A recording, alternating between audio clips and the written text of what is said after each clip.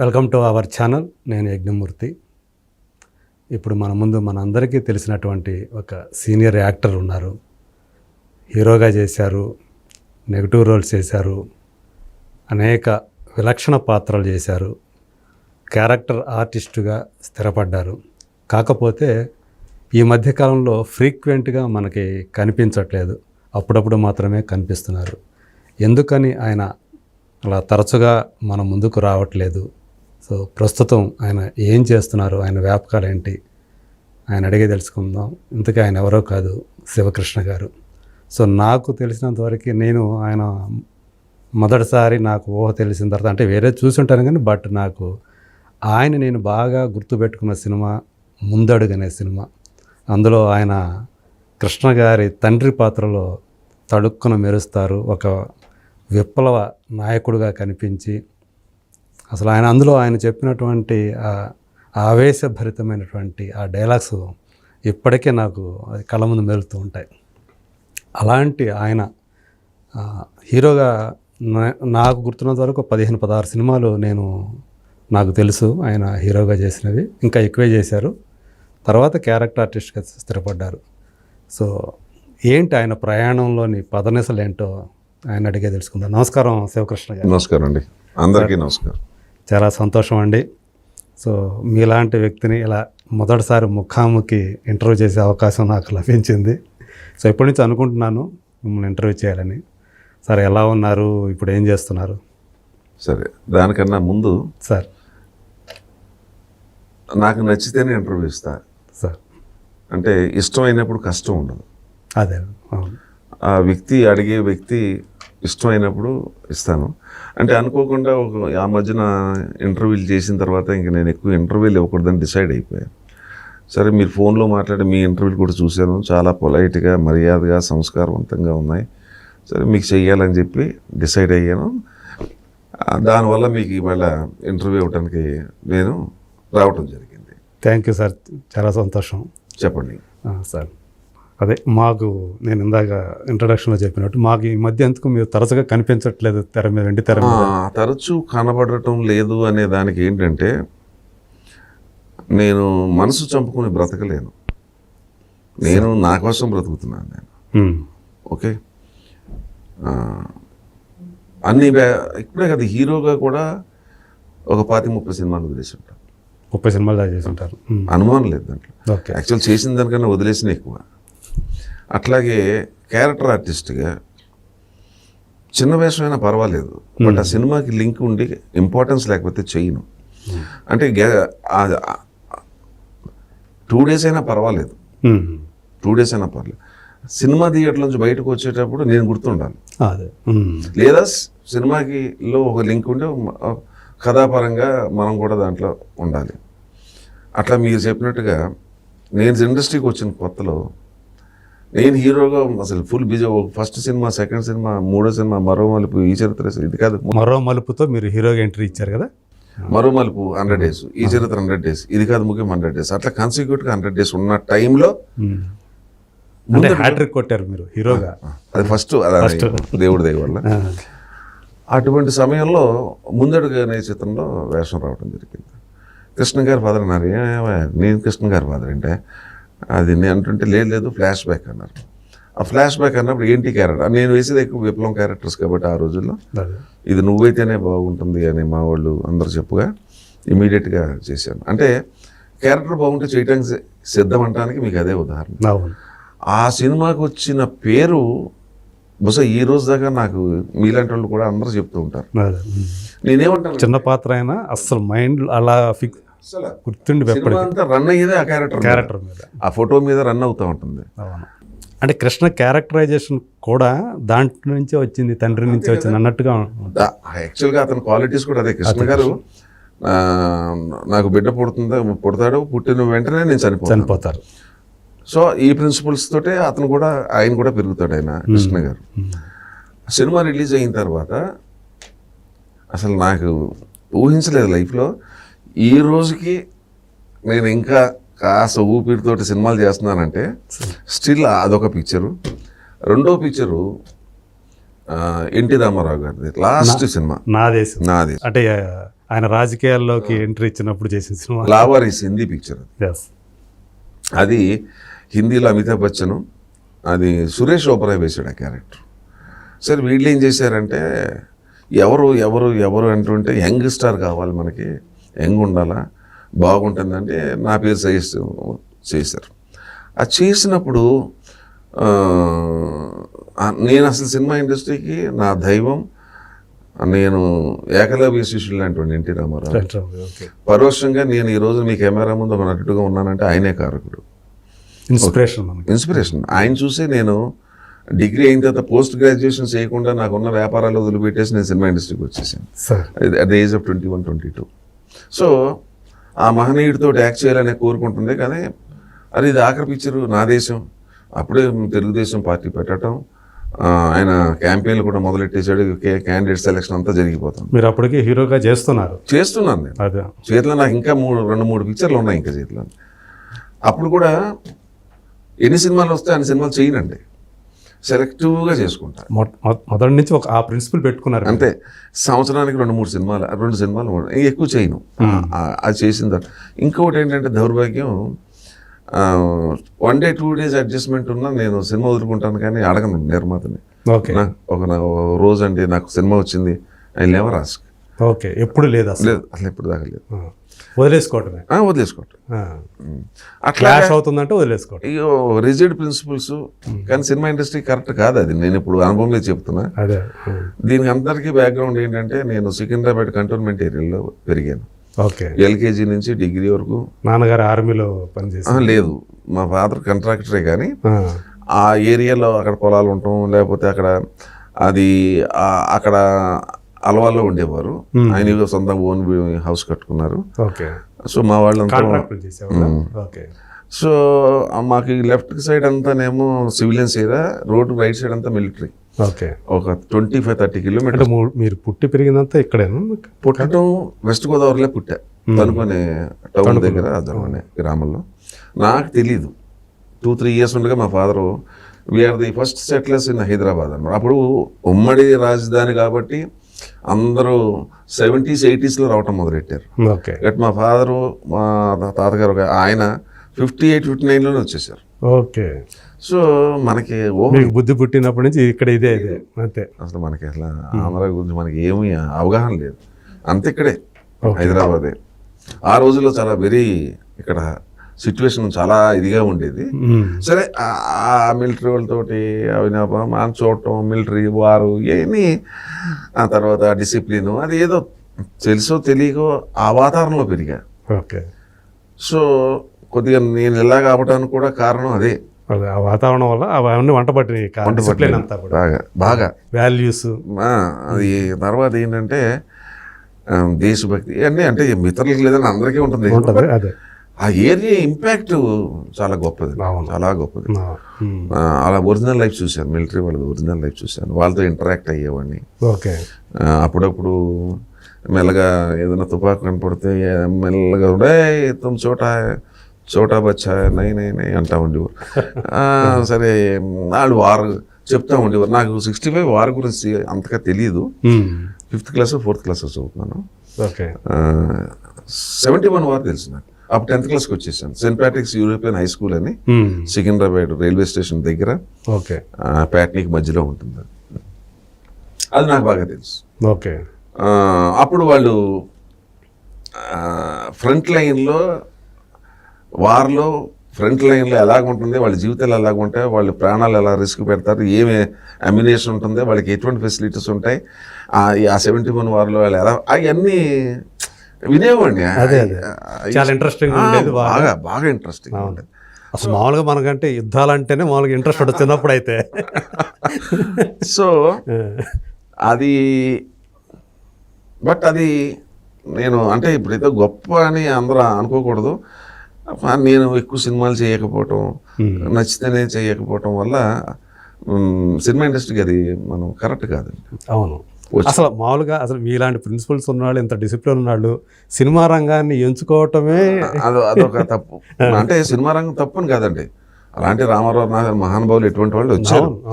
మేము అది నేను అక్కడ ఉన్నప్పుడు కూడా చాలా బాగుండేది cinema industry, there is no doubt about చెన్నైలో ఉన్నప్పుడు. చెన్నైలో. సో అంటే నేనేమంటే అంటే మీరు అనేది డిసిప్లిన్ పరంగానా, ఒక వాల్యూస్ పరంగా అనుకోవచ్చు? డిసిప్లినే అని ఏదైనా ఏ రకంగా తీసుకున్నా కూడా okay, it was very very nice, దాంట్లో డౌట్ ఏమీ లేదు. మనుషుల మధ్య కూడా కొంచెం అనుబంధాలు అవి బాగా ఉండే బంధాలు అండి, బాగా బాగా అసలు చాలా బాగుండేదండి. అసలు ఆ కులం ప్రసక్తి లేదు.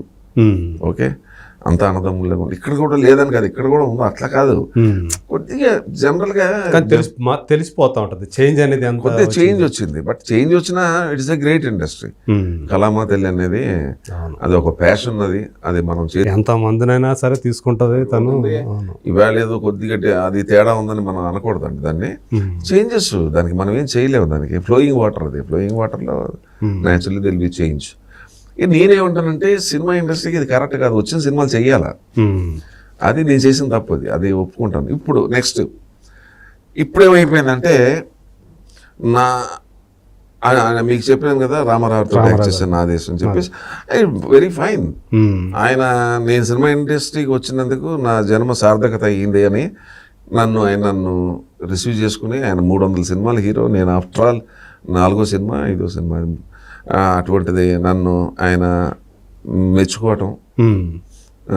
అందరూ అడుగుతుంటారు అవార్డు, నాకు ఏ అవార్డు వద్దమ్మా, ఆయన అవార్డు నాకు మోర్ దెన్ సఫిషియెంట్. నేను వచ్చిందే సినిమా ఇండస్ట్రీ దానికోసం, నా అంబిషన్ ఫుల్ఫిల్ అయిపోయింది. ఓకే, అంటే మీకు ఆయనతోటి కలిసి మాట్లాడే అవకాశం వచ్చింది? మాట్లాడటం కదండి, మొన్న 3 రోజులు అసలు మీకు చెప్పకూడదు అన్నీ కూడా. ఆయన ఎంత లైక్ చేసాడంటే నాకు ఎమ్మెల్యే సీట్ ఇచ్చాడు ఆయన మా పార్టీలోకి. అంటే ఆహ్వానించారు అనమాట ఆయన. అసలు ఆయన అంటే ఒక్కళ్ళ దగ్గర రూపాయి, ₹10 కూడా తీసుకోవాలి ఎవరి దగ్గర, సినిమా వాళ్ళు కానీ ఎవరి దగ్గర తీసుకోలే. తర్వాత ఎవరిని ఇన్వైట్ చేయలేదు. మరి నన్ను ఎందుకు ఇన్వైట్ చేశాడో అది మరి ఆ భగవంతుడికే తెలవ. బాగా లైక్ చేశాడు, బ్రదర్ నీలాంటి యంగ్స్టర్ ఉండాలా, రండి మీరు అదన్నారు. కాలేదాం సార్, నమస్కారం, నన్ను వదిలేండి సార్, ఇప్పటికే నేను అన్నీ వదులుకుని మిమ్మల్ని చూసి ఇక్కడికి వచ్చాను, ఇంకా 100 సినిమాలు పూర్తవ్వలేదు సార్, మళ్ళీ రాజకీయాల్లోకి వెళితే ఆ రాజకీయాలు అనేది చాలా డేంజర్ సార్, అప్పుడే రానని చెప్పాను.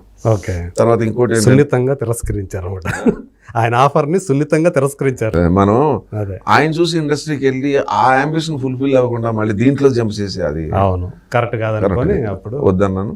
కాకపోతే ఆయన రిక్వెస్ట్ తెల్లవారుజాము 4 గంటలకి ఇంటికి వెళ్ళిపోయి షూటింగ్ అయిపోయింది 3 రోజులు. వెళ్ళిపోయి ఏం బ్రదర్ ఇలా వచ్చారన్నారు. ఒక ₹5,000 చెక్ తీసుకుని వెళ్ళాను. ఏంటది అన్నాడు, పార్టీ ఫండ్ అన్నాడు. గెట్ అవుట్ అన్నాడు. నేను ఎవ్వరి దగ్గర రూపాయి ముట్టుకోనన్నా, నేను అనుకున్నాను, అలాగే ఉన్నాను ఇప్పుడు దాకా. ఓకే, అయితే ఒక పని చేస్తాను సార్, వెళ్ళిపోతాను, రేపు మార్నింగ్ పోలీసు వస్తారు మీ దగ్గరికి, మీ ఇంటి అక్కడే ఊరేసుకుని చచ్చిపోతాను, లేదా సూసైడ్. నేను వచ్చిందే మీకోసం ఇండస్ట్రీకి, నాలాంటి వాడిని కూడా మీరు రిజెక్ట్ చేస్తే నేనేమైపోవాలా, నాకన్నా మొండోడిలాగా ఉన్నాం. సరే, ఎక్సెప్షనల్ కేసు. అక్కడికి వెళ్ళిపోయి రామకృష్ణ స్టూడియోలో ఏదో రూమ్ నెంబర్ చెప్పారు, అక్కడ ఉపేంద్ర అని ఒక ఆయన ఉంటాడు, అక్కడ పట్టుకెళ్ళి చెప్పో అన్నాడు. అమ్మ బతికిన రా పర్వతనేని ఉపేంద్ర గారే బహుశా చెప్పకూడదు, I'm the first person to give that, నాకు ఆ అవకాశం నాకు ఇచ్చాడు ఆయన, మహానుభావుడు. సూపర్ అండి, అంటే ఒక మంచి జ్ఞాపకం అనమాట, మంచిగా అబ్బో లైఫ్ లో మర్చిపోను. అలాగే నాకు తెలియకుండా ఆ ఫ్యామిలీతో అవినాభావ సంబంధం ఎక్కువైపోయిందండి నాకు, మొత్తం ఫ్యామిలీతో. మొత్తం కాదండి, ఇప్పుడు హరికృష్ణ నాకు మంచి, మేము మాట్లాడుకుంటాం, ఫోన్లో మాట్లాడుకుంటాం. ఆయన నా అమ్మాయి పెళ్లికి వచ్చాడు మాకు. అట్లాగే బాలయ్య బాబు గారితో కూడా 3-4 సినిమాలు చేయటం. సేమ్ తండ్రినండి, సేమ్ తండ్రి. బోళాతనం కానీ ఓపెన్ గా ఉంటుంది, ఏదన్నా కూడా డెడికేషన్. అది కొట్టాలనుకుంటే కొట్టేయడం, తిట్టాలంటే తిట్టడం, మంచిగా మాట్లాడాలంటే మంచిగా మాట్లాడటం, అన్నీ ఉన్నాయి అంట. సేమ్ ఆయనేనండి ఆయన, ఇంకా దాంట్లో డౌట్ లేదు. అంటే తండ్రి నుంచి తండ్రిగా పుట్టడం గొప్పగా, కొడుకుగా పుట్టడం గొప్ప కాదు, కానీ ఆ వారసత్వం నటన. ఇప్పుడు నిన్నే ఫంక్షన్ అయింది, 50 సంవత్సరాల పాటు గోల్డెన్ జూబ్లీ సెలబ్రేషన్ చేసి మేము కూడా అందరం పాల్గొన్నాం. మరి జానపదం, సాంఘికం, పౌరాణికం, మా నాన్న తర్వాత నేనే, కృష్ణుడన్నా రాముడన్నా ఇంకోటన్నా నేనే, ఫోక్లోర్ కూడా అంతే, సాంఘిక. మరి ఈ రోజున ఆయన కూడా నాకు తెలిసి 60 ఇయర్స్ అనుకుంటున్నా, 62, 63, 64 ఇయర్స్, నాకన్నా 5 ఏళ్ళు చిన్న ఆయన. ఆయన మరి ఇంకా ఇప్పటికీ యంగ్ హీరోస్ పోటీ పడుతున్నాడు. ఎనర్జీ లెవెల్స్ ఏంటంటే అంటే మీకు మొదట్లో మీకు చెప్పినట్టుగా ఇష్టం ఉంటే కష్టం ఉండదని నేను గెస్ట్ వేషాలు అసలు వేయను. అటువంటిది మా మేకప్ మ్యాన్ సరదాగా నన్ను ఆట పట్టించడానికి, సార్ ఒక మంచి వేషం వచ్చింది, గెస్ట్ వేషం సార్, నీకు తెలుసు కదా నేను అసలు ఎప్పుడు చేయను కదా, అని పెద్ద పెద్ద వేషాలే వదిలేసాను బాబు, గెస్ట్ వేషాలు నేను ఎక్కడ వేస్తాను, నా వల్ల కాదు అంటే ఎవరు అంటే మైత్రి మూవీస్ అని చెప్పారు. అరే పెద్ద సంస్థగా బట్ అయినా చేయలేనని చెప్పేసి నేను గెస్ట్ వేషాలు చేయనమ్మా. ఇంకేంటంటే నాకు ఏదైనా స్టోరీ చెప్పి సో నా కథ ఏదైనా అవుట్లైన్ చెప్తే అప్పుడు నేను వేస్తాను. మనకేమి తెలియనప్పుడు వాళ్ళు ఏదో అడిగారు గెస్ట్ అన్నా మనం తెలియదు కదా, అసలు ఏంటా రోల్ అనేది కనీసం తెలియాలి కదా, తెలియదు కదా. ఎవరు హీరో అన్నాను, ఊరికే క్యాజువల్గా అడిగాను, చెప్పేసి అమ్మని ఎవరు హీరో, బాలకృష్ణ, ముందే చెప్పొచ్చు కదా అన్నమాట అంటే నవ్వుకుంటున్నాడు. ఎందుకు ఆయన నవ్వుతున్నాను, లేదన్నా మీ రియాక్షన్ ఎట్లా ఉంటుందని చూశాను, ఇంకా ఏంటని అడగొద్దు నేను చేస్తున్నానని చెప్పాను.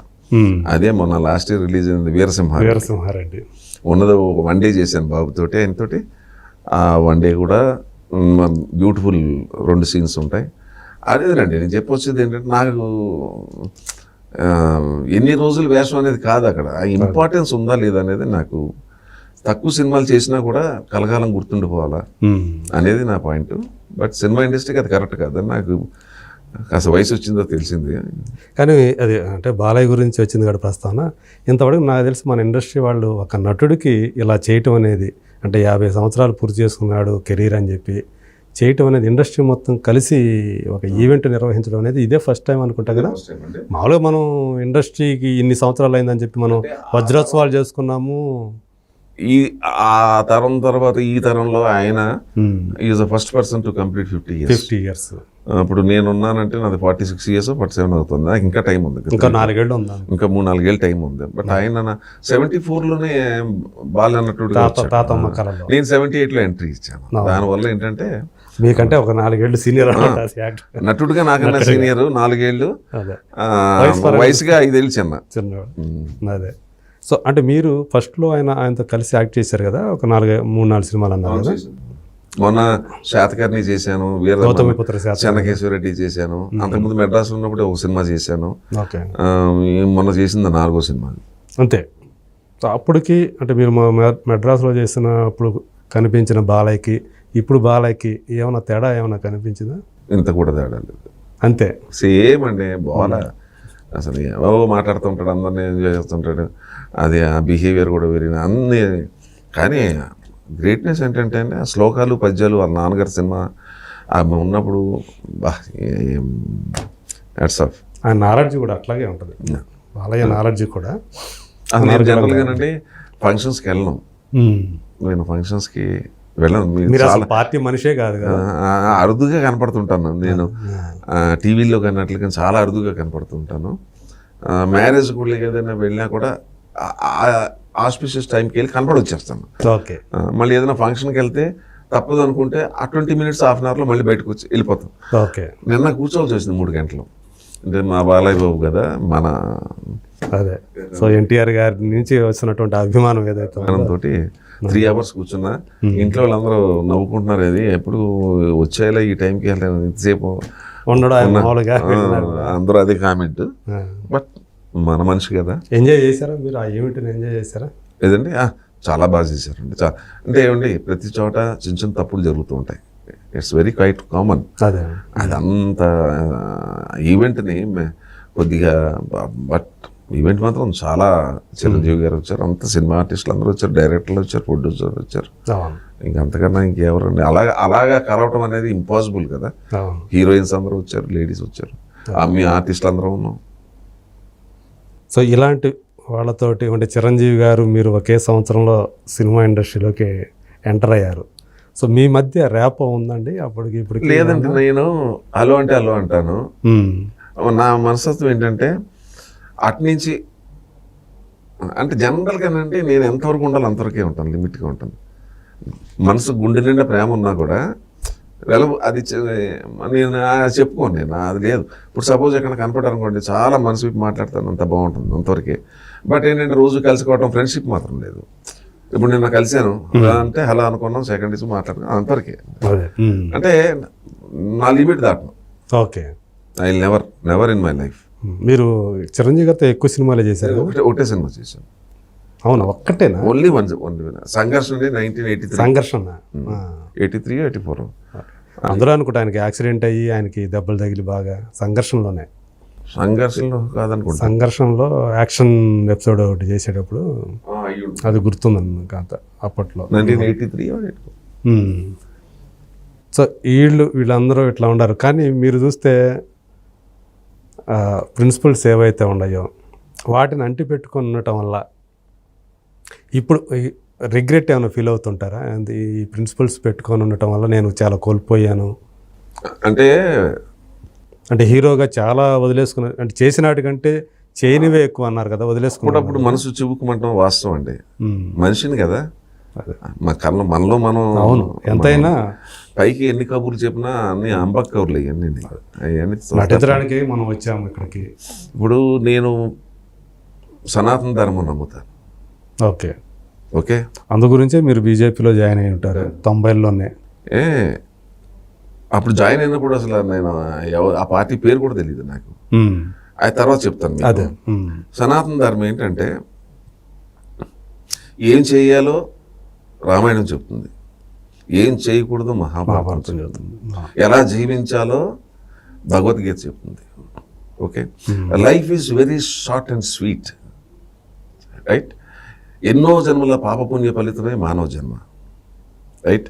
మనకి 10 సంవత్సరాల వరకు పెద్దగా ఊహ ఉండదు. మనకి 25 అలాగ వచ్చేటప్పటికి మెచ్యూరిటీ లెవెల్, మెచ్యూరిటీ అంటే ఫుల్ మెచ్యూరిటీ కాదు, ఆ యంగ్నెస్ ఆ విగర్ అంతా ఉంటుంది. మ్యారేజ్ అయిపోతుంది ఆ టైంకి, అది అయిపోతుంది. ఓ 35-40 ఇయర్స్ వచ్చేటప్పటికి పిల్లలు పుట్టింది, ఆహా లైఫ్ ఓకే, బాధ్యతలు పడతాయి, అన్నీ స్టార్ట్ అవుతాయి. ఆ రియలైజేషన్ వచ్చేటప్పటికి 60 ఇయర్స్కి అయ్యేటప్పటికి అయిపోతుంది. ఆ తర్వాత అంతా బోనసే. అవును. ఓకే, అదే ఎన్నో జన్మల పాపపుణ్య ఫలితమే మానవ జన్మ. అందుకే ఈ ఇతిహాసాలు పురాణాల్లో చెప్పింది ఏంటంటే, పెద్దలు చెప్పింది ఏంటంటే, ఏదో లైఫ్ ఈజ్ వెరీ షార్ట్ అన్నాను. ఎట్లా ఉంటుందంటే how to add happiness are how to minus sadness is not a part of mathematics, it's a part of your attitude.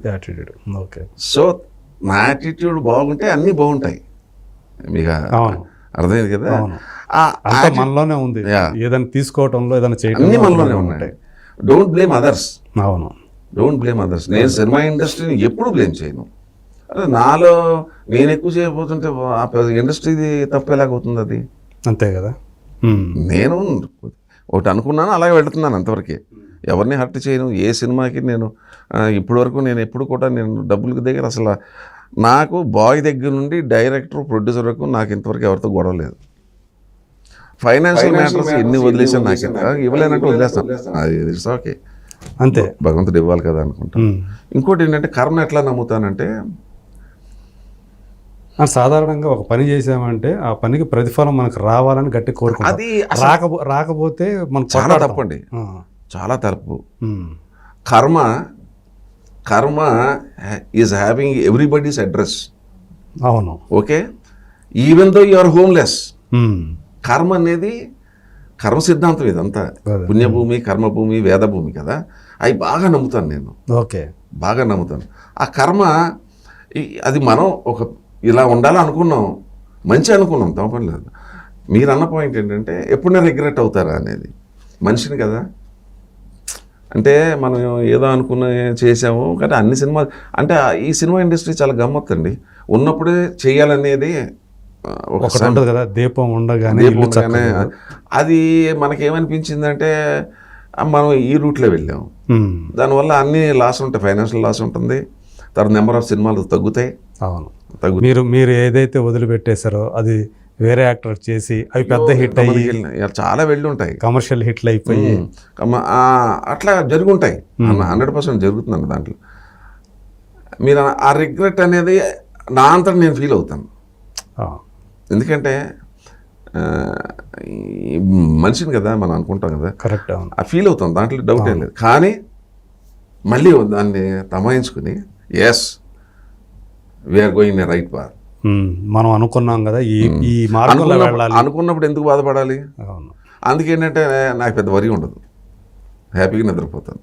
Okay. ఉంటాయి అండి, ఎవరికి ప్రాబ్లమ్స్ ఉండవు చెప్పండి, ఎవ్రీబడి ఈజ్ హ్యావింగ్ ప్రాబ్లమ్. నేను ఏంటంటే అది మేము ఇండస్ట్రీకి వచ్చినప్పుడు పరశురి బ్రదర్స్, నేను, వేజల్ గారు ఒక గ్రూప్గా ఉండేవాళ్ళం. లిమిటెడ్ సినిమాలు చేయాలా, ఎన్ని సినిమాలు చేసినా లైఫ్లో గుర్తుండిపోవాలా. చలిచీమల టైంలో అనుకుంటాను 1978లో నా ఏజ్ 21. ఓకే. నేను సినిమా ఇండస్ట్రీకి రావాలి, ఎట్లా రావాలో తెలియదు నాకు. ఏం చేయాలి అప్పుడు? ఒక ఆయన నన్ను తీసుకెళ్ళి వేజల్గా ఇంట్రడ్యూస్ చేశాడు. ఆయన సాంగ్ అండ్ డ్రామాల్లో పనిచేసేవాడు. ఆయన సెంట్రల్ గవర్నమెంట్ ఇది అండి. ఆ పక్కన రాళ్ళపల్లి ఉండేవాడు. అంత చాలామంది ఆర్టిస్టులు ఉన్నారు. వీరింటికి దగ్గరలోనే పరచూరి వెంకటేశ్వరరావు గారు ఉన్నాడు. వీళ్ళ డ్రామాల గురించి ఏదేమో, నువ్వు కొద్దిగా వాళ్ళతో తిరగబోయా, నీకు డ్రామాలు తెలియవు, ఏమీ తెలియవు, నువ్వు అంత ఎక్కువ ఇంగ్లీష్ మాట్లాడుతున్నావు, నువ్వు తెలుగు బాగా మాట్లాడాలి, అది ఇదే చెప్తున్నావు. అంటే ఎక్కువ హిందీ ఇంగ్లీష్ మాట్లాడేవాళ్ళం, హైదరాబాద్ వాళ్ళం కదా. అలాగే ఒక సంవత్సరం ఉన్నప్పుడు అప్పుడు పరచూరి వెంకటేశ్వరరావు పరిచయం అయ్యారు. ఓకే. ఆయన ఏజీ ఆఫీస్లో సీనియర్ అకౌంటెంట్ ఆఫీసర్ ఏదో పనిచేసేవాడు. ఆయన ఉండగా నన్ను వేజల్ గారితో రవీంద్ర భారతికి అట్లా వెళ్ళి కొద్దిగా డ్రామాలు అంటే ఏంటి, స్టేజ్ ఎట్టి పక్క నుంచి ఎక్కాలి ఏంటి, కొద్దిగా అవగాహన కోసం. సంవత్సరం అయిపోయింది, నాకేమో కొద్ది స్పీడ్ ఎక్కువ. నేను ఏదో సినిమాలోకి వెళ్ళాలనుకుంటే వీళ్ళు రవీంద్ర భారతుల చుట్టూ తిప్పుతున్నారు. అప్పుడు వేజల్ గారు ఇంకా డైరెక్టర్ కాలేదన్నమాట. ఓకే. పరచూరి వెంకటేశ్వరరావు గారికి సినిమాలు చేయలేదు. ఓకే. పరచూరి వెంకటేశ్వరరావు గారికి అది ఫస్ట్ ఫిలిం. ఓకే. చలిచీమలో 1978. 1970లో రిలీజ్ అయిపోయింది. సరే ఏదో సినిమా వచ్చింది. ఈ పరచూరి వెంకటేశ్వరరావు వీళ్ళు ఏదో మాట్లాడుకోండి, ఏంటి సినిమా అన్నాను. ఇట్లా ఉన్నాను. ఎంత అవుతుంది సార్ సినిమాకి అని అడిగా. అంటే 2 లక్షలు అవుతుంది అన్నారు. సరే అంటే ఎవరెవరు ఉంటారు పార్ట్నర్స్, కానీ మనం ఒక పద్ధతిగా అనుకుందాం, 10 మంది కలిసి తీద్దాం దీన్ని. తీయాలంటే ఎవరన్నా ఒక్కటి తీయొచ్చు, బట్ ఈ ప్యాషన్ ఉన్న వాళ్ళందరూ కలిపి తీయాలని చెప్పేసి. ఓకే. చూశాను. ఏం సార్ 10 మందితో ఎక్కడ పడతారు సార్ మీరు, నేను తీసేస్తాను మొత్తం అంతా, నాకు ఇచ్చేసేయండి అది. నేను వాళ్ళు ఒప్పుకోలే, నీతో చాలా డేంజర్ అయ్యా, నిన్ను మర్యాదగా తీసుకొచ్చి మాకు అప్పచెప్పారు, ఏదైనా తేడా వచ్చిందనుకో మళ్ళీ మీ ఇంటి నుంచి మాకు ప్రెషర్ వస్తుంది నాన్న. సరే పార్ట్నర్గా ఉన్నా. ఓకే. ఆ సినిమా 1,90,000లో కంప్లీట్ చేసాం. 2 లక్షల లోపల అయిపోయింది. 1,90,000. అదే 2 lakhs అమ్మేశారు వీళ్ళు. అమ్మొద్దే ఉంచండి అయ్యా బాబు, ఏమున్నా లాస్ ఉంటే నేను చూసుకుంటానన్నా. నథింగ్ డూయింగ్ ఇచ్చేసారు. 10,000 ప్రాఫిట్కి ఇచ్చేసారు. ఏదో అటెంప్ట్ చేశారు. అది ఆ అటెంప్ట్ చేసినప్పుడు నిర్మాతగా కొద్ది అనుభవం వచ్చింది, కానీ నటుడిగా ఏంటి మన పరిస్థితి, మనం వచ్చిన పర్పస్ వేరు కదా. సినిమా తీయాలని కాదు నా పర్పస్. సరే ఆ సినిమాలో వేషం వేసాను, తహసీల్దార్ వేషం. ఆ సినిమా మొత్తం సినిమాకి ప్యాంటు షర్ట్ వేసుకుని కోట్ వేసుకుని నేను ఒక్కడిని, అందరూ పంచులే. ఆ బ్యాక్గ్రౌండ్ అటువంటిది సినిమా. అది సూపర్ హిట్ అయిపోయింది. నూతన్ ప్రసాద్కి లైఫ్ ఆ సినిమాతోటి అతను నూతన్ ప్రసాద్గా మారాడు. ఆ సినిమాతోటి పరచూరి వెంకటేశ్వరరావు గారు రచయిత అయ్యారు. ఆ సినిమాతో నేను ఇంట్రడ్యూస్ అయ్యాను. అయితే వేజల్ గారు డైరెక్షన్ చేయలేదు, ఓన్లీ ప్రొడక్షన్. ఓకే. ఆ తర్వాత 2 సంవత్సరాలకి కొద్దిగా పరచూరి బ్రదర్సే కదా దాన్ని డైరెక్ట్ చేసింది. వచ్చినప్పుడు అప్పుడు వేజల్కి నేనే నా ద్వారానే ఆయన ఫస్ట్ డైరెక్టర్ అయ్యాడు. ఎందుకంటే దాని కథ ఎవరిది? కథ మళ్ళీ పరచూరి వాళ్ళే, మరో మరుపుకి. ఓకే. పరచూరి వెంకటేశ్వరరావు, మరి గోపాలకృష్ణ గారు లేరు దాంట్లో. అవునా? దాంట్లో ఏమైందంటే ఒక వేషం ఏమయ్యా, కొద్దిగా కమ్యూనిస్టు భావాలు ఉన్నోళ్ళు కూడా ఉంటే బెటర్ దీంట్లో. మా తమ్ముడు పరచూరి గోపాలకృష్ణ ఉయ్యూరులో పనిచేస్తున్నాడు, పిలిపిద్దామన్నా. పిలిపించండి సార్ అన్న. కృష్ణ హోటల్లో పెట్టాం. భోజనాలు అన్నీ అరేంజ్ చేసి 11 గంటలకు మేము వెళ్ళిపోయాం. మళ్ళీ సాయంత్రం ఈవినింగ్ 4 o'clock వస్తామని.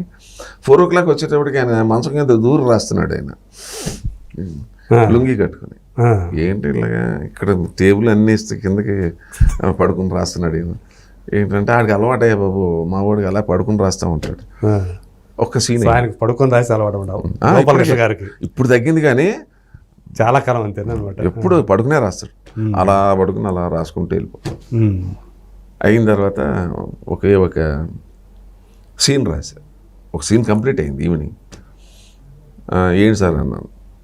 అదేనయ్యా, నువ్వు హీరో కదా, ఇది ఒక గెడ్డంతో ఒక కుర్రోడు వస్తాడు కాలేజీకి, ప్రిన్సిపల్ ఏమో ఏమి నీకు పొగరు ఎక్కువగా ఉంది, కాస్ట్ అనే కాలంలో నువ్వు రాయలేదు దేనికి అని అంటాడు.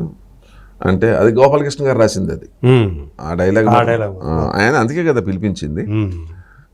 సార్, మహామహా మేధావులు ఉన్న ఈ భారతదేశంలో, ముఖం షేపులు బట్టి కులం పసిగట్టే మహామేధావులు ఉన్న ఈ దేశంలో నా కులం తెలియకుండా గడ్డాన్ని అడ్డంగా పెంచుతున్నాను అంటాడు.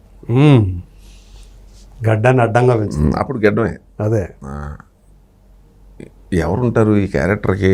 మంచి కుర్రోడు కాదు, చాకులాంటి కుర్రోడు. ఎవడైనా సార్ నేను వేస్తున్నాను కదా అన్న. మా బావగారు కూడా పార్ట్నర్ దాంట్లో. అంటే ఇదేంటండి ఇలా మాట్లాడతాడు ఈ పిల్లోడు, హీరో వేషం వదిలిపెట్టి ఈ వేషం అంటాడేంటి, రాసింది ఒక సీన్ అన్నాడు. నా డిసిషన్ ఇలాగే ఉంటుంది. నేను సల్సీములో అలాగే అటెంప్ట్ చేశాను, ఇది అలాగే అటెంప్ట్ చేస్తున్నా. హీరో వేషం ఇంకొకటి పెట్టుకోండి మీరు, నువ్వే కదా నిర్మాత అన్నారు. ఇంకొకటి పెట్టుకుందాంలేండి. ఈ వేషం హీరోలో ఏముందండి, దమ్ములేని హీరో. అది ఆ హీరో నాకు అక్కర్లేదు. నా ఒరిజినల్ క్యారెక్టర్ ఇది, నా ఒరిజినల్ మనసుకు నచ్చిన క్యారెక్టర్, నా మనసుకు నచ్చింది, నాకున్న నా సిద్ధాంతాలకి దగ్గరలో ఉంది ఇది. ఇదైతే నేను హ్యాపీగా చేయగలుగుతానండి. అప్పుడు ఏం చేశారంటే నన్ను నిర్మాత, వీడియో నిర్మాత తప్పదు కదా అని 9 సీన్లు 11 సీన్లు 9 సీన్లు అనుకుంటా కొంచెం పెంచారనమాట. పెంచారు, తప్పదు కదా. నేను ఏం చెప్తున్నానంటే ఇది ఒక ఉదాహరణ. మీరు ఇందాక ఫస్ట్లో నన్ను అడిగిన క్వశ్చన్, ఎందుకు ఎక్కువ సినిమాలు చేయట్లేదు. ఈ రోజుకి 46 సంవత్సరాల నుంచి ఉన్నానంటే only because of that film. ఆ సినిమా రిలీజ్ అయిన తర్వాత నేను హీరో అయ్యాను. హీరో అయిన సాయి చందే, బట్ నాకు వచ్చిన మైలేజు రెబల్ హీరోగా, యాక్చువల్ నేను హీరో కాదు, చివరి నేను రెబల్ హీరోని చేశారు నన్ను. తర్వాత ఈశ్వర తెరేసర హీరో, ఇది కాదు ముగింపు హీరో. నేను అనేది ఏంటంటే నాకు అలా అలా అనిపిస్తుంది. అంటే నాకు ఇది బాగుంది అని నా మనసుకు అనిపించింది అంటే ఐ విల్ జంప్. అదే, సో అది హీరోనా ఇంకోటి కాదు, పాత్ర అక్కడ మరి నా సొంత సినిమాలో 9 సీన్లు ఏంటి, అంతే కదా. అంటే అందు గురించి వాళ్ళు కూడా ఏంటి ఇది అడుగుతున్నాడు, హీరో కదా ఈయన, నిర్మాత ఈ డబ్బులు పెడుతుంది కూడా ఈయనే కదా అంటే అదే చెప్తున్నాను అని వాళ్ళు అనుకున్నారు. మనసుకు నచ్చాలండి. నేను మరో మలుపు మన ముందరకు చెప్పాను మీకు, నా దేశం చెప్పాను, మరో మలుపు చెప్పాను. దీన్ని బట్టి మీరు నా మనస్తత్వం ఏంటో మీకు అర్థమై ఉంటుంది. సరే, తర్వాత మళ్ళీ 86 వచ్చేటప్పటికి, ఇది 81, ఓకే, 86 వచ్చేప్పటికి అప్పటికే నేను సినిమాలు ఎక్కువగా రెబల్ అందరూ దానికే పిలుస్తున్నారు, హీరోగా కూడా. ఒక 10 సినిమాలు వదిలేశారు. అన్ని మొనాటన్ అయిపోతుంది. అంత కంట్రోల్ చేసినా కూడా ఎక్కువ సినిమాలు అవే చేశాను. 10 సంవత్సరానికి 2 సినిమాలు 3 సినిమాలు చేసినా కూడా అయ్యే ఎక్కువ అయిపోయాయి. త్వరగా ఇంటికి పంపించేస్తారు వీళ్ళు మనల్ని, గ్యారంటీ, దాంట్లో డౌట్ లేదు. మనం పందా మార్చాలని, కమర్షియల్ హీరో అవ్వాలి, ఫాంగులు ఫైట్లు, కానీ ముందు నిలబడాలి, నిలదొక్కోవాలని. మళ్ళీ కమర్షియల్ హీరో. ఫస్ట్ ఫిలిం నాకు హిట్ నాగభైరవ, బాలే సినిమాలు, ఫైట్లు గీట్లు అన్ని అందులో యాక్షన్ హీరో, అన్ని డూపులు లేవండి, అంతా ఒరిజినల్.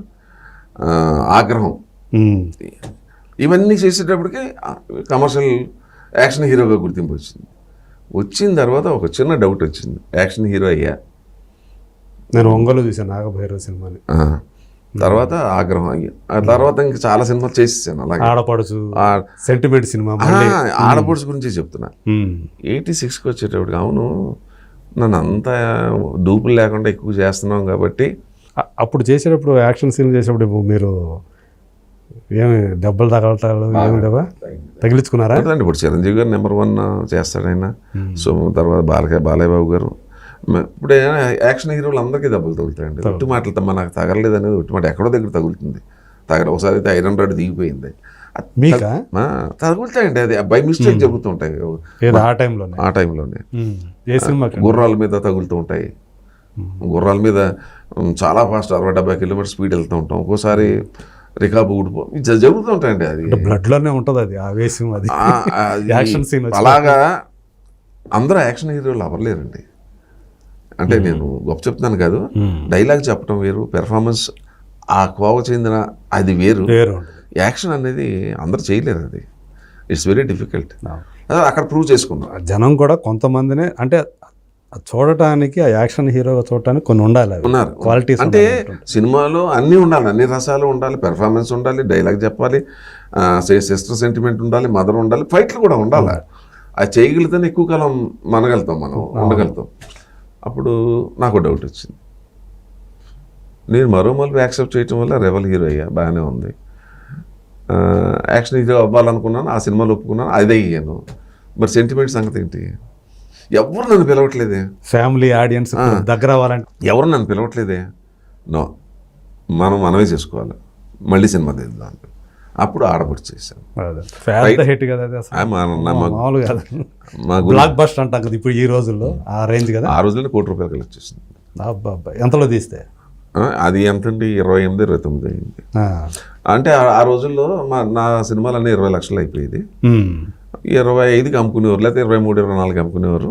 అదే సేల్ పాయింట్, డిస్ట్రిబ్యూషన్, ఆ మార్జిన్ చూసుకుని నేను సినిమాకి ₹1 మిగల్లా, నేను 28 lakhs ఖర్చు పెట్టాను. ఎందుకంటే నా ప్రమోషన్ కోసం కదా నేను చేసుకుంటున్నాను. నాకు ప్రాఫిట్ అక్కర్లా, నాకు ప్రమోషన్. అది 25 అయిపోతే బాగుండేది. బట్ నేను కాంప్రమైజ్ అవ్వనండి యాక్టింగ్లో కానీ, ప్రొడక్షన్లో నెవర్. ఫుడ్లో కానీ నేను, నా వల్ల కాదు, ఖర్చు పెరుగుతుంది నాకు, తప్పదు కదా. పెర్ఫార్మెన్స్, యాక్టింగ్, టైమింగ్ ఎంత రిజిడ్గా ఉంటామో, ప్రొడక్షన్లో కూడా ప్రొడక్షన్ వాల్యూస్ చాలా ఇన్స్పిరేషన్ రామానాయుడు గారు.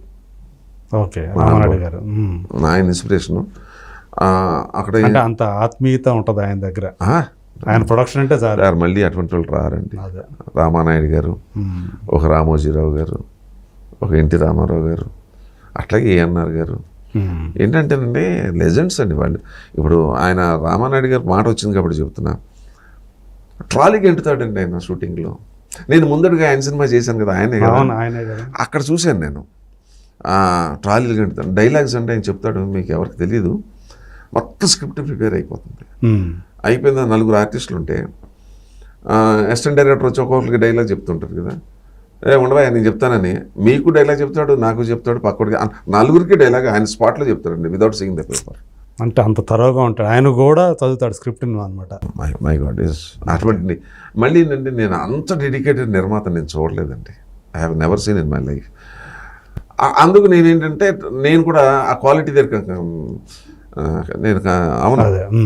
అట్లాగే నా పెర్ఫార్మెన్స్ వచ్చినప్పుడు కూడా డైరెక్టర్ ఓకే అన్న, ఎక్కడో నాకు చిన్న ఇది ఉందని రిక్వెస్ట్ చేస్తాను, ఇంకో ఓన్లీ 1 take, ఇది బాగుందమ్మా, నాకు నచ్చింది, నా కోసం ఒకటి, నా కోసం ఒకటి, ఆ రెండిట్లో ఏదో ఒకటి వేసుకుంది, నా కోసం నేను ఇంకోటి చేసుకుంటా అని రిక్వెస్ట్ చేసి చేసేవాడు. అట్లా రిక్వెస్టింగ్ అందరూ పాపం అనుకో. ఇక్కడ పాయింట్కి వచ్చేటప్పటికి మా గురువుగారి సినిమాలు ఏమేమి ఉన్నాయి, పాత సినిమాలు లెక్కేసుకున్నా. గురుగారు అంటే నా దైవం రామారావు. ఆడపడుచు లేడీస్ మీద ఆయన ఆడపడుతుంది కదా పెట్టుకున్నా. అక్కడ కూడా చూడండి, నేను ఆ సినిమా నా ఇన్స్పెక్టర్ క్రాంతి కుమార్, దాంట్లో నా పేరు క్రాంతి కుమార్, ఇన్స్పెక్టర్ క్రాంతి కుమార్ని పెట్టుకోవచ్చు కదా, నేను కమర్షియల్ పెట్టుకోవచ్చు కదా. నో, పూర్ణిమ సిస్టర్ క్యారెక్టర్ ఆడపడుచుని పెట్టి కథంతా ఆవిడ మీద నడిపించా. అవును, నేను మరో మలిపి ఎట్లాగైతే నేను చేంజ్ చేశాను, ఆడపడుచు నేను హీరో, సాంగ్లు ఉన్నాయి, ఫైట్లు ఉన్నాయి, అన్నీ ఉన్నాయి, హీరో కదా. అవును, ఎక్కడ పోతుంది ఆ సిస్టర్ సెంటిమెంట్. బట్ సినిమా అంతా కూడా ఆడపడుచు టైటిల్ ఒకటి పెట్టి, ఆడపడుచు పెట్టి నేను క్రాంతి కుమార్గా అది దాని పర్పస్ ఉండదు పెట్టాను. ఆ సినిమా హిట్ అయింది, మామూలుగా హిట్ అవ్వాల. అట్లా మీకు అప్పుడు ఆడవాళ్ళు కూడా మంచి ఫాలోయింగ్ వచ్చి ఉండదుగా. నేను అనేది ఏంటంటే తెలుసుకోవాలి, ఏది బాగుంటుంది, ఏది నాకు. నేను దేవుడి దయ వల్ల సినిమాలు ఎక్కువ చేయకపోవచ్చు, కానీ నేను చేసిన సినిమాలు అన్నీ రిలీజ్ అయినాయి, అన్నీ మంచి, అన్నీ నాకు పేరు తీసుకొచ్చినాయి. అదే అందరూ నేను 5-6 అంటే ఇంకోటి ఏంటంటే, నేను పార్టీలోకి బీజేపీలోకి వెళ్ళిన తర్వాత సినిమాలు నాకు చాలా ప్రాబ్లం అయిపోయింది. ఎప్పుడు ఇంట్లో ఉండను, ఎప్పుడు హైదరాబాద్లో ఉండను, ఎక్కువగా తెలంగాణ టూర్ చేస్తూ ఉండేవాడిని, ఆంధ్రాకి వెళ్తుండేవాడిని, అన్ని మండలాలు, అన్ని నేను I was a star campaigner for 15-20 years. So దాంట్లో కూడా మీరు వాజ్పేయి గారిని, వాజ్పేయి అండి నా ఇన్స్పిరేషన్ అనుకుంటా కదా. అసలు యాక్చువల్గా నా ఇన్స్పిరేషన్ లాల్ బహదూర్ శాస్త్రి అండి. ఓకే, నాకు ఇక్కడ పార్టీలు కాదండి, ఇక్కడ అందరూ అక్కడ అంటే పార్టీ బీజేపీ అంటారు, కాదు బీజేపీ నేను కాదని అట్లా.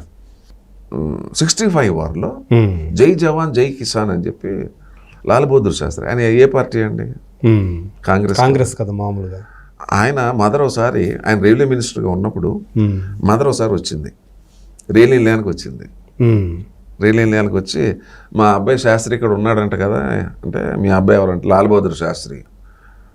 లాల్ బహదూర్ శాస్త్రి మీ అబ్బాయి ఇక్కడ ఎవరు లేరే అన్నాడు. ఎవడో విన్నాను, మొత్తానికి ఆయన తెలిసిందే. ఆయన వచ్చాడు, మదర్ని తీసుకెళ్ళాడు, కూర్చోబెట్టాడు, మాట్లాడి పంపించేశాడు. ఆ పిఎస్ అడిగాడు, ఏంటి సార్ మీ మదర్కి మీరు రైల్వే మినిస్టర్ అని చెప్పలేదు? వద్దు చెప్పకూడదు, చెప్పాను అనుకో సిఫార్సులు చేస్తుంది రికమెండేషన్లో. ఆయన అంత మహానుభావుడు అండి ఈ దేశంలో. ఆయన ఫస్ట్ ఇన్స్పిరేషన్. అయితే ఆయన చనిపోయాడు.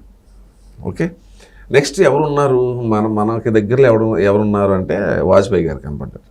మా చిన్నప్పుడు ఇలిస్ట్రేటెడ్ వీక్లీ ఆఫ్ ఇండియా అని పేపరు డెక్కన్ క్రానికల్ ఒకటి వచ్చేది మాకు హైదరాబాద్లో.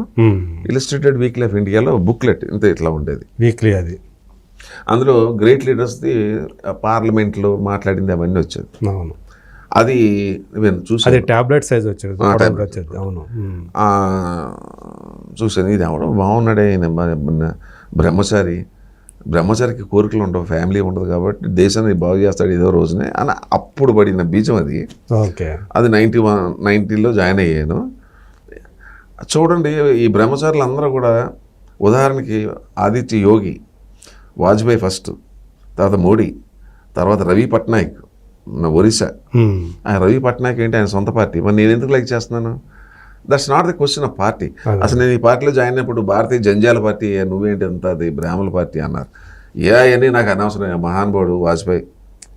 నేను అదే ఓ రోజున వాజ్పేయి గారు నన్ను అడిగారు హైదరాబాద్ 93లో వచ్చినప్పుడు, స్టార్ క్యాంపెయినరు సౌత్ ఇండియాలో I'm the first hero to join BJP. సినిమాలు వదిలిపెట్టుకెళ్ళానండి. చూడండి, లైమ్ లైట్లో ఉండి సంపాదించేసినది వెళ్ళటం కాదు. నేను ఇక్కడ మీరు అర్థం ఏంటంటే, ఇక్కడ తెలుసుకోవాల్సింది సిద్ధాంతపరంగా వెళ్ళానండి. అదే నేను ఇక్కడ డబ్బులు పక్క పెట్టండి, సినిమాలు పక్క పెట్టండి, సిద్ధాంతం ఇది. దిస్ ఈస్ మై అనుకున్నా. వాజ్పేయి గారు ఇలాంటి వ్యక్తి, సో ఆయన నడిపిస్తున్న పార్టీ ఏ రోజున్నా దేశాన్ని బాగు చేస్తాడు. That was my inner intention. అందరూ బీజేపీ సినిమాలు కూడా చేయడు, ఆడుకోడు, తర్వాత ఏంటంటే బీజేపీకి వెళ్ళాడు, లైఫ్ అంతా పాడు చేసుకుంటున్నాడు, తెలుగు తక్కువ అని అన్నారు చాలామంది.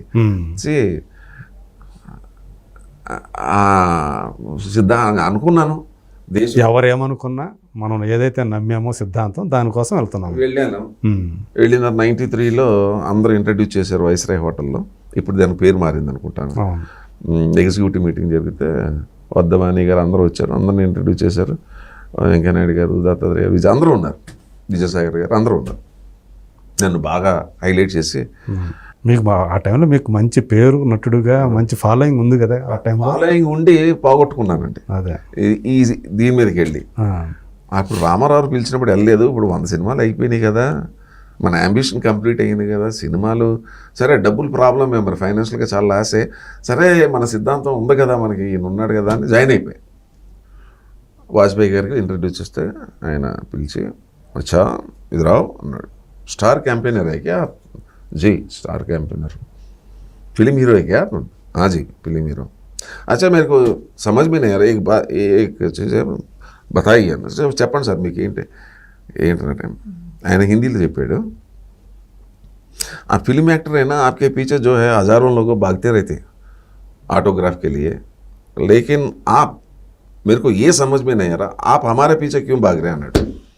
ఓకే, మా వెనక ఎందుకు పడుతున్నారు, మీ వెనక అంతమంది వేల మంది పడతారు కదా, అంతమంది పరిగెడుతుంటారు కదా, ఆర్టిస్ట్గా హీరో అన్న ఆర్టిస్ట్ అన్న ఉంటారు కదా, అక్కడ వాళ్ళు పరిగెడుతుంటే నువ్వు మా వెనకాల ఎందుకు పరిగెడుతున్నావు? అప్పుడు చెప్పానండి ఆయనకి, వాజ్పేయిజీ ఆ బురానా మానే, మీరు తప్పుగా అర్థం చేసుకోకపోతే ఆప్కే లియే एक चीज़ बताओ तुम भैया. बोलो इसीलिए ना मैं तुम्हारे को पूछा అన్నాడు.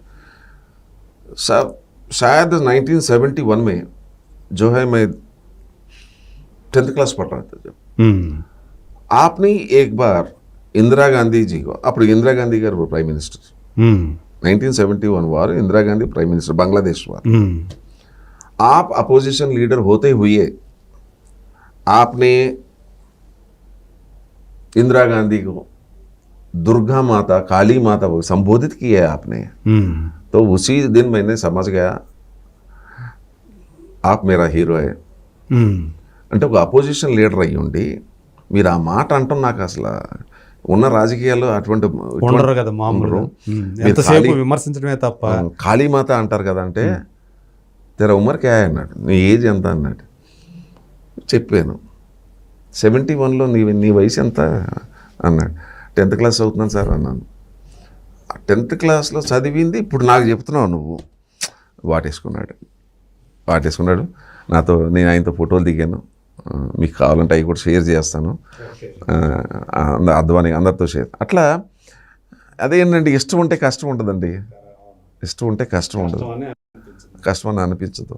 ఇష్టం లేకపోతే అన్ని కష్టాలే, ఇబ్బందిగా ఉంటుంది, ఏం చేయలేం కదా. చేయలేం కదా. పెద్ద మైనస్ పాయింట్ ఏంటంటే నాకు ఏదో వేషం డబ్బుల కోసం వెళ్ళాను అనుకోండి, నేను చేయలేను, పెర్ఫార్మ్ మనస్ఫూర్తిగా చేయలేను నేను. అదే పెద్ద అలాంటి జరిగినాయా ఎప్పుడన్నా? మామూలుగా ఒప్పుకోరు కదా. కానీ ఎక్కడో ఒకటి రోజు, అదే వెరీ రేర్ అండి, అది వెరీ రేర్. కానీ మీరు జానపదం కూడా ట్రై చేశారు, మంత్రదండం. అది ఇంకొక అదృష్టం. అన్నీ అయిపోయినాయి, సెంటిమెంట్ అయిపోయింది, హీరో కమర్షియల్ అయిపోయింది, రెబల్ అయిపోయింది. నెక్స్ట్ జానపదం మనకి ఎవడిస్తాడు లేదా జానపదం. ఇది ఆ సినిమా అంటే ఆడపడుచు నేను తీసుకున్నాను కూడా. నేను అదే టైంలో ఆడపడుచు కన్నా ముందే జానపదం, ఆడపడుచు కన్నా ముందు జానపదం. మనకి 2 బ్యాలెన్స్ ఉన్నాయి, ఒకటి 84, 85 అండి. జానపదం ఒకటి ఉంది, మనకి సెంటిమెంట్ ఉంది. ఈ రెండిట్లో మనం అటెంప్ట్ చేయాలని లక్కీగా భీమవరం బుచ్చిరెడ్డి గారని మంత్రదండం నేను ఒక్కసారి ఉంది, నేను ఇక్కడ పెట్టుకున్నా. మీది ఆ మంత్రదండం ఎప్పుడు వచ్చింది అనేది ఒక్కసారి నేనే చెప్తాను. 85 అండి అది. ఆ తర్వాత నేను ఆడపడుచు తీశాను. అమ్మ అది ఫుల్ఫిల్ అయిపోయింది. సో నాకున్న రెండిట్లో ఒకటి ఫుల్ఫిల్ అయిపోయింది. అంబిషన్స్లో 2 అయిపోయినాయి, ఇంకా 2 డిఫరెంట్ జానర్స్లో చేయాలి. ఆ సినిమాకి అప్పుడు విజయ్ చిత్ర, జో చిత్ర అప్పుడే అవే ఉండి మ్యాగజైన్స్, సినిమా మ్యాగజైన్స్. సినీ హెరాల్డ్ అని చెప్పి ఠాగూర్ విహారీ ప్రసాద్ ఎవరు ఉండేవారు ఆయన. అప్పుడు దాంట్లో నన్ను జూనియర్ ఎన్టీఆర్గా పోల్చారు. అది ఆ గెటప్, ఆ నడక స్టైలు, డైలాగ్ చెప్పడం అంతా కూడా ఆ రకంగా పోల్చారు.